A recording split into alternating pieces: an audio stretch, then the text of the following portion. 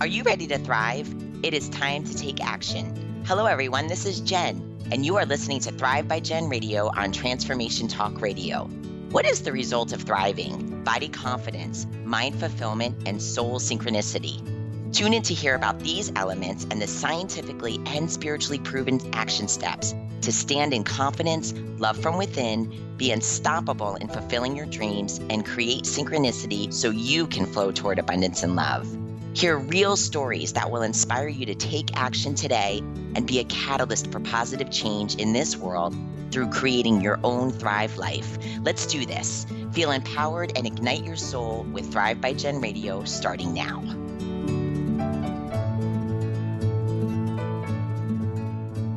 Hey, everyone. Welcome. Happy Monday. I know I say this every week, but I'll continue to say it. I'm so excited to be here on this Monday morning. I love Mondays because I don't know, it just kind of sets the tone for the week, Yeah, make it a great Monday and you can have a great week. I want to, before we jump into self-sabotage, which I'm super excited about, self-sabotage is one of those things that I've experienced personally, and I've also coached thousands of people through it. But it's so it's one of those things that's very much there, but we don't always know that we're doing it. We always don't know that it's happening. But this kind of leads me into some upcoming shows that we're having. That self-sabotage. One of the things about self-sabotage that I found that has helped me was helping others. And so one of the shows that we have coming up is going to be about this amazing human being who just recently received a kidney transplant. But the story is unbelievable and so unbelievably unselfish, I should say. It's such an unselfish story about how this came to be and the circumstances and what happened. So I'm so excited about that upcoming show. As well as this coming Monday, we're going to have my good friend back, Dennis Seed. Dennis and I did a show on caregiving back in September, and we had a huge response from it.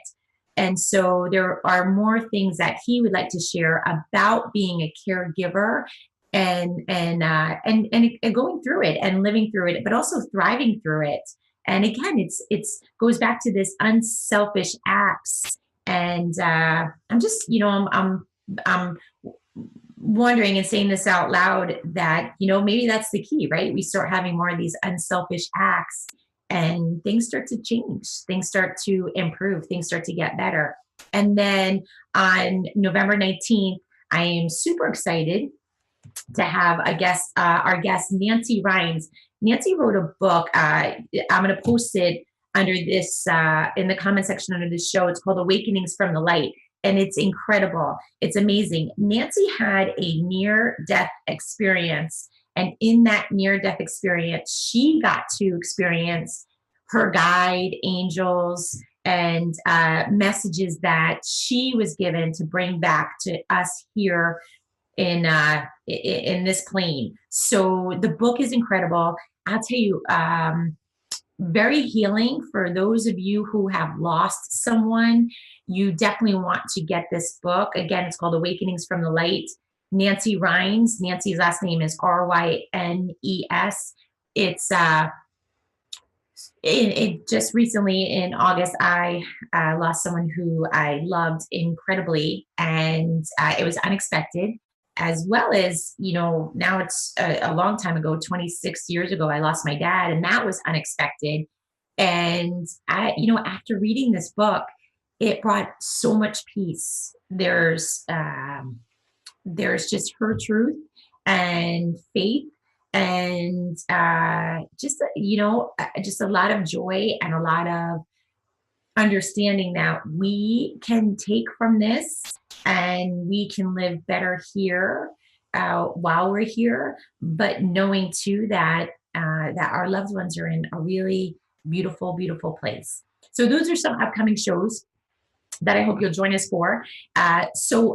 Let's dive into self-sabotage, but we'll talk about it in the show later. But again, it's these unselfish, when becoming unselfish and doing more and more unselfish acts has truly helped me with my self-sabotage tendencies. But what is self-sabotage? Let's talk about that first. So behavior is said to be self-sabotaging when it creates problems and interferes with long-standing goals. So for especially in the industry that I've been in for the last 25 years in health and wellness, the most common self-sabotaging behaviors is comfort eating or overeating. Sometimes we self-medicate, we procrastinate. Sometimes, there's alcohol involved, there's medication involved. So it's these acts may seem helpful, but really what it's doing is ultimately it's undermining what we want to achieve. And what happens is that this usually becomes the habit. This becomes the pattern. So now we're undermining our goals repeatedly. One of the things that I've gotten asked often is how do I stop? What do I do? How can I stop this? Why am I doing it? And we don't, the why part is bigger than what we'll get into on this show.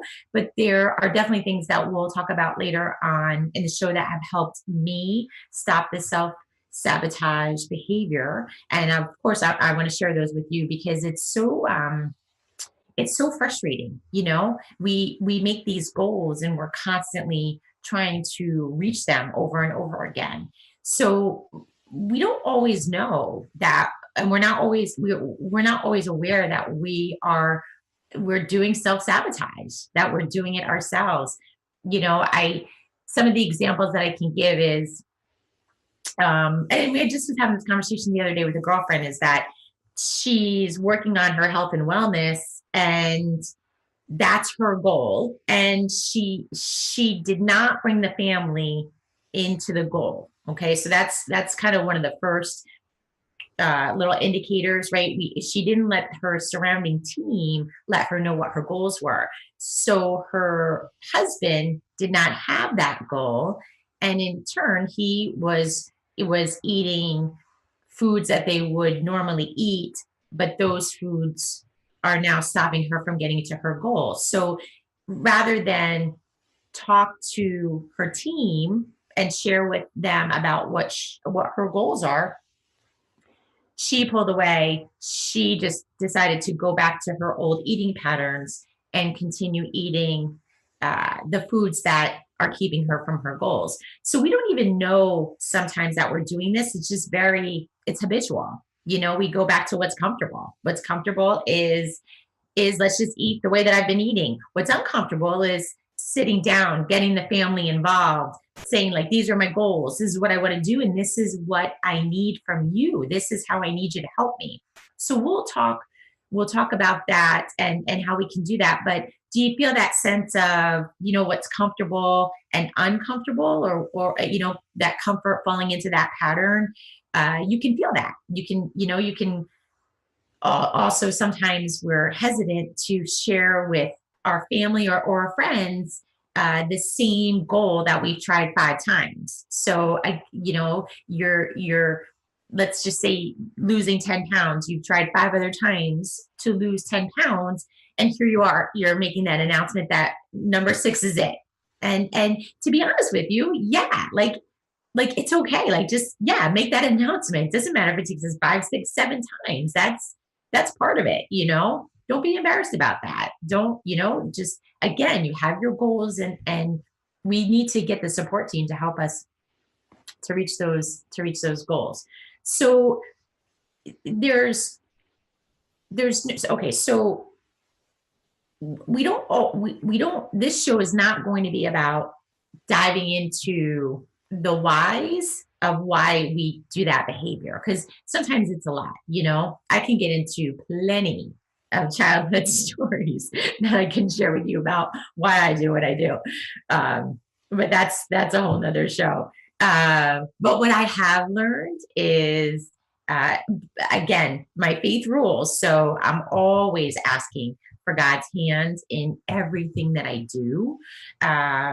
But while he's working with me and through me, there are actions that I need to be doing.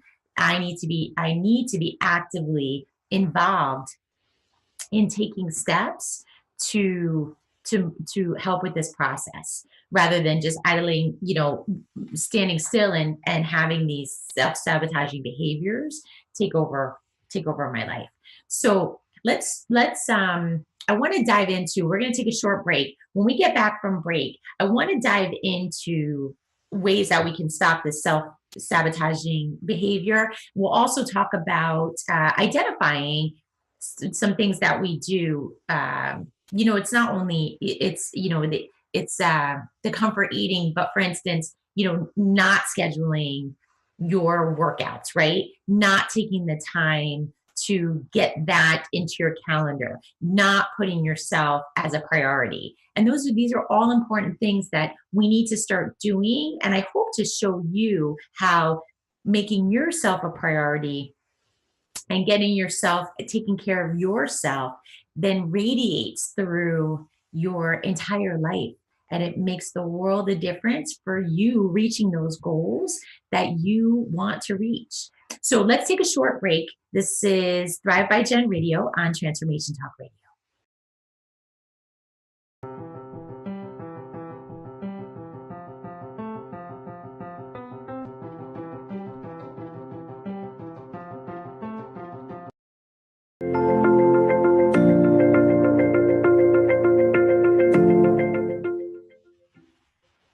Hey, welcome back to Thrive by Jen Radio on Transformation Talk Radio. Before we get started diving back into self-sabotage, tune in. We have some great upcoming shows. We have our second part of being a caregiver, which I'm excited about to hear what Dennis Sieb has to say about the blessings and the obstacles. And we have an amazing show coming up in a couple of weeks with author Nancy Rhines. Nancy had a near-death experience where she got to see what the other side looks like and bring that experience to us. Her book is amazing. I have it here. It's called Awakenings from the Light. I've reread it. Actually, I read it and then reread it again. I read it twice because I don't know, it really answered a lot of questions and brought a lot of peace to losing, two very important people in my life, and bringing some peace and closure on that. And then we also have an amazing human being coming up who just recently received a kidney and from a stranger, and we're going to talk about that unselfish act. And I can't wait to talk to her about it. So let's dive into self-sabotage. I'm about to get into a coughing fit. I apologize. Holy cow. All right, so give up dwelling on if only. So we're going to take a short break so I can get rid of this cough.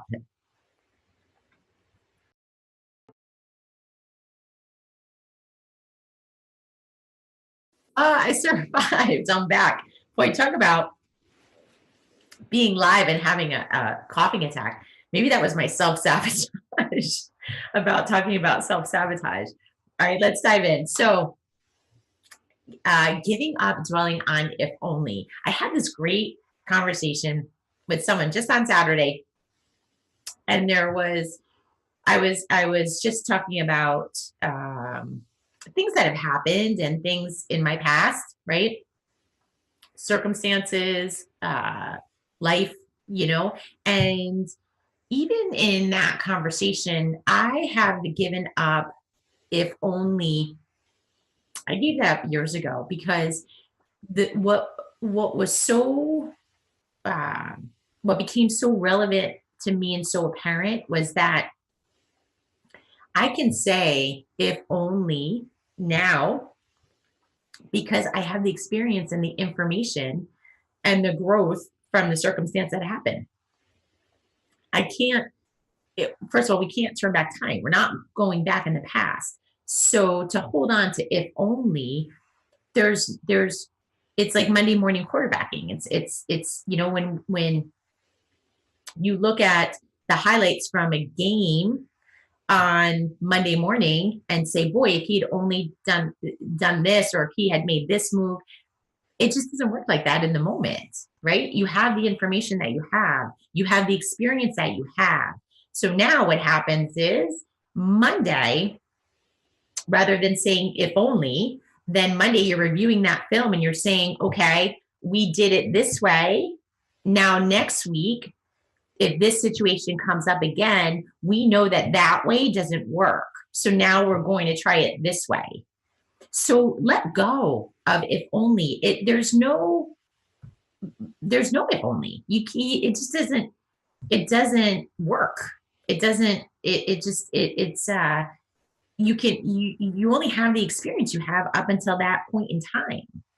So there's definitely, and again, in your experience, making your choices, if you start to make those choices based on experience versus the emotion, then sure, then you're starting to bring in what you've learned. When people say to you, well, what have you learned from that experience? What have you learned from that situation? Think about what you have learned, and think about, if that circumstance comes up again, you'll handle it this way. You'll do it this way. You'll do this differently this time. So let go of the if only, because it really holds you back. It keeps you in this, it's like a repeating cycle. It's just, I feel like you're stuck in a rut. You can't move forward. You're stuck in a rut. I'm on this earth now, almost 48 years, and I could have plenty of if onlys, plenty, but I didn't have, what I know today, I didn't have when I was 23. I didn't have that information. I didn't have that knowledge. I didn't have that growth. So the decisions that I made was what I had up until that point. And that's too why growing is so important. So if you're not with a coach, if you're not in your Bible, if you're not, if you're surrounded by people who are not raising you up, who are not raising the bar, look around. You need to make different choices now. See who you're surrounded by. See what they're doing. Are they accomplishing their goals? Are you with people who have set goals and are accomplishing them? Are you in your faith? Are you exploring your faith? Are you bringing God into your circumstances? Are you, are you seeking out, advice from older individuals who have 30 years or more living than you do? So see what's happening around you, rather than being in that. If you're in that if only conversation in your head, you need to get out of that. Change your circumstances, change the people who you're talking to, change the people who are surrounding you. And then that way you can grow from it, and you can learn from it. So that's a big important, that's a big talk about mindset fulfillment in our show, Body Confidence, Mindset Fulfillment, and Soul Synchronicity. That is a huge mindset piece. That's just if only is a lot of regret, and it just doesn't work. It holds you back. Another thing, we're being afraid of your thoughts. So I the one thing that has truly helped me here is my faith. In my faith, it's being present is so important. And I've definitely have moved to that way of living, that I am very present in the moment. That doesn't mean that I'm not thinking about goals in the future, or a vision that I have of how I want something to be, but I am very here now, and I'm very present in enjoying this moment. I'm not getting caught up in, a year from now and what that's going to look like. I just don't know, even in the past year, my life has changed tremendously. And if I, when I've learned is I sit there and I would worry, then I would have too much worry, and worry would be self-sabotage for me, because then all of a sudden I'm starting to worry about circumstances that haven't happened yet. And I stopped going after the goal that I wanted to go for. So stay more present. Don't, being afraid of your thoughts is, if you find yourself looking so far out into the future, pull yourself back and stay here today. Be in the present moment today, so you can eliminate that worry, and use your energy. It's such a big Worry is such a big energy sucker. I'm amazed at how much time I can waste on worry, and that has been that's been a huge driving force for me to eliminate that, because I would waste hours. I could waste hours and days, and again, when we talk about procrastination, you'll see where that was a big piece of procrastination for me. I would let that worry take over. I would make that my focus. And then next thing you know, a few days would go by and I hadn't worked on my goal. And then I'm back into that rut of, oh, if I just didn't worry, then I could have had this done. It's just a vicious cycle. So don't, if you find yourself getting into that trap of worrying about the future, how this is going to turn out, bring yourself back into that present moment and stay there and focus on, say to yourself, okay, I need to get this done today, and that's what I'm going to focus on. Burying your feelings is another thing. I've learned to let my feelings flow through me, versus, for me, years ago, I would use food. I would just take that food in and I would shove those feelings down. So you sometimes acknowledging our feelings doesn't mean that we're throwing a temper tantrum, or we're screaming, or we're unleashing these emotions at the person we love, or at our family, or at friends. It's letting them go through you. I've learned, even in my moments of for me, sadness is, when I experience sadness is, I'll let the sadness flow through me. And what has helped is, I broke the pattern of carrying that sadness out into the future. So for instance, a good example would be, like, if I was sad in this moment, then, well, like, am I going to be sad every day? Am I going to be sad next week? I can't live like this if I'm always, I can't, being sad is keeping me from accomplishing things. So I would let the sadness flow through me, and again, bring myself back to that present moment. So bringing myself back to that present moment has played a very huge role in eliminating self-sabotage, because for me and my patterns, being present and focusing, put the focus, right? What we focus on, we find. Putting the focus back on what I needed to accomplish in that moment and enjoying the day, would help move that sadness through me. So that was huge. Another thing too is, I have seen this over and over again. I used to do this, and this was a good one for me to break. But habitually starting tomorrow, or habitually starting on Monday. How many people do that? All right, I'm gonna start on Monday. I'm gonna eat everything in my pantry this weekend. I'm gonna clear it out. That was something that I heard a lot.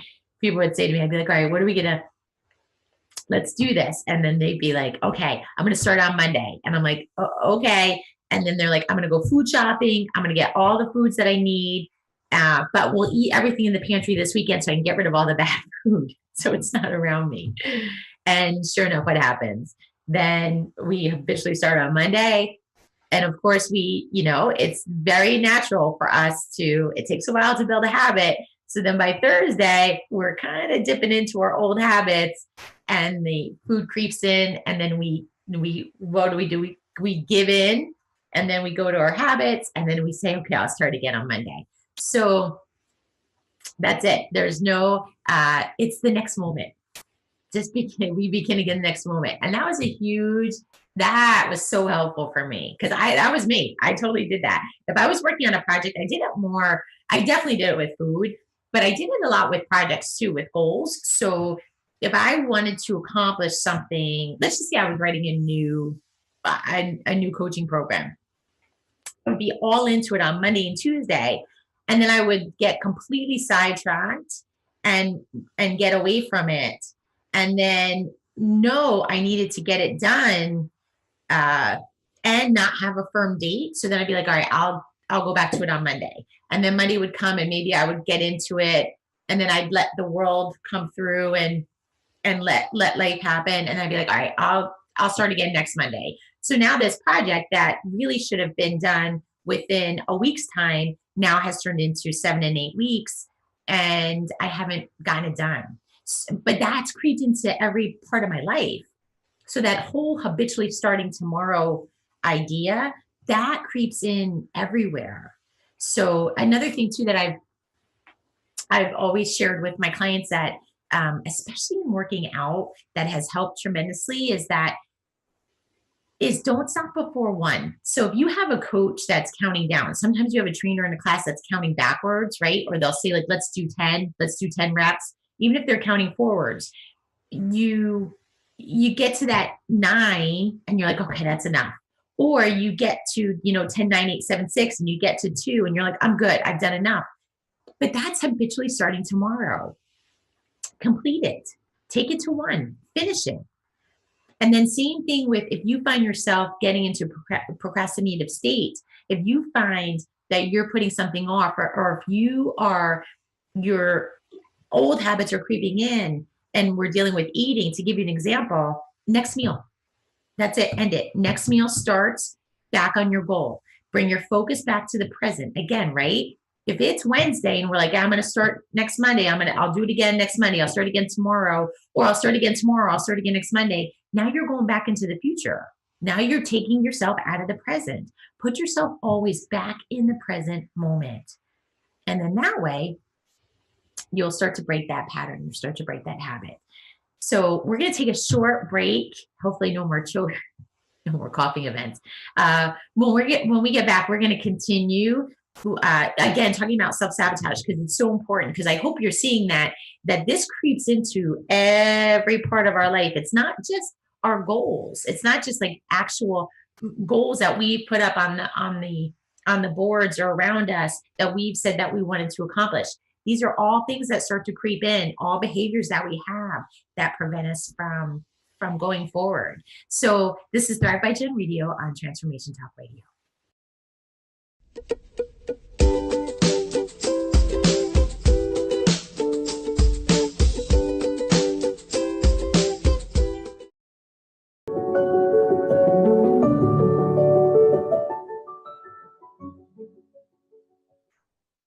Hey, welcome back to Thrive by Jen Radio. This is Jen on Transformation Talk Radio. So we're talking about self-sabotage behavior, self-sabotaging ourselves.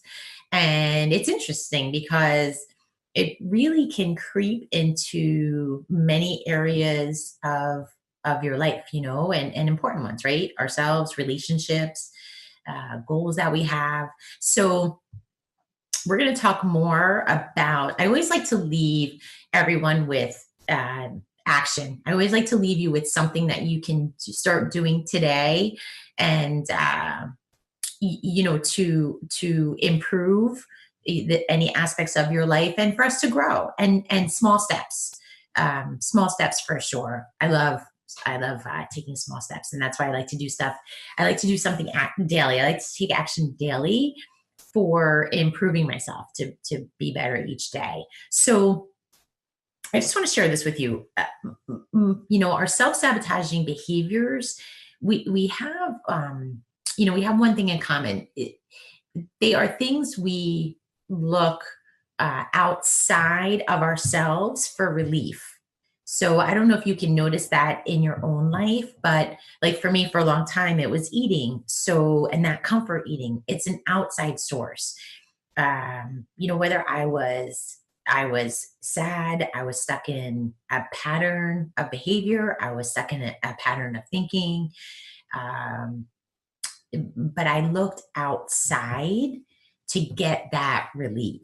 And the thing is the relief is temporary. It's not, when I'm going outside, it's not permanent. And what's interesting is in my life, and I can, I'll share this with you personally, is that sometimes the seeking outside, we say that it's temporary, but these behaviors can last for a long time. I mean, my I went through periods of using food as comfort, but I started when I was a little girl, and that went all the way until I was 22. So that was a long time. So when we say it's temporary, that temporary can be a lot of lost time. So I invite you to really start looking at your behaviors, to really start seeing what you're doing, and just to take a moment.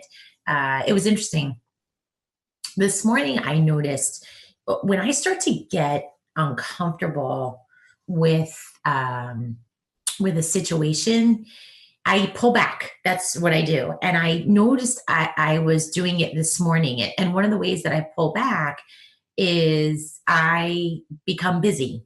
Like I start to pack my schedule with things that I'm doing. So then, therefore, I can't explore other opportunities, right? So if that opportunity is making me uncomfortable, now all of a sudden I start to fill my schedule with things that I'm comfortable with. And then therefore, right, I eliminate the time. I don't have any time available to explore what the opportunity, but it's giving me discomfort. Does I'm making sense with that. So this morning I noticed that I was doing that. And it was so awesome when we realized that we can that when we realize that we're doing something, a behavior that isn't in our best interest. It's a very beautiful aha moment. And it's not always easy it's not always easy to change it in that moment. Um, but what I'll do is I'll just take notice of what I do. And if I can this morning, and I did, this morning I had enough. It's a muscle that you have to exercise. And I've exercised that muscle enough to realize what I was doing. And I was like, okay, I pulled myself back, and I recognized what I was doing so I could clear room in my schedule. Like I move things around because I want to explore this other opportunity. So just know it's when we seek outside, right? It's when we seek an outside source. So if you find yourself seeking an outside source to take away that discomfort, um, to move an emotion around, to hide a feeling, to bury a feeling, just take that as a little indicator. It's a little red flag that says, okay, I need to look at this, and then reach out to somebody. If you're this is why we have coaches. This is why coaches have coaches, because this helps us. Sometimes you just need that outside party who has uh, that training, that education, that knowledge to talk you through it versus calling up your friend. That's why I say be careful who you're surrounding yourself with, because if you call up a friend who uh, you know is very knee deep into their own self-sabotage behavior, it's kind of like you're calling somebody up who's like, no, you're fine, be busy, like busy's good, and doesn't really have an understanding of what's happening. So so it comes from the inside. It comes from the inside, and that's a beautiful thing, because what I've learned is that I can't control people, but I can control me, right? I can't control what people say. I can't control what people think. I can't control what people think about me. I can't control their responses, their actions. I can't control if they should apologize, if they shouldn't apologize, but I can control me. So that's as scary as it might be to know that I have to work on myself.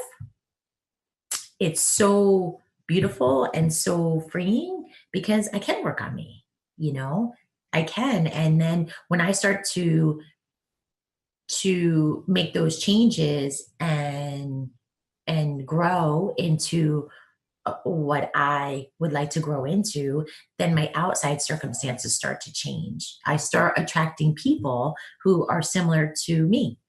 I start almost repelling people who are not similar to me. And that's when what's really interesting is that that's when the good stuff comes, because that's when you get lots of gossip. That's when you get lots of people saying not nice things. That's when you get that, that's when you're like, okay, I'm doing something right here, because now the people who should be falling away are starting to fall away, and the people that you're starting to attract are supportive, and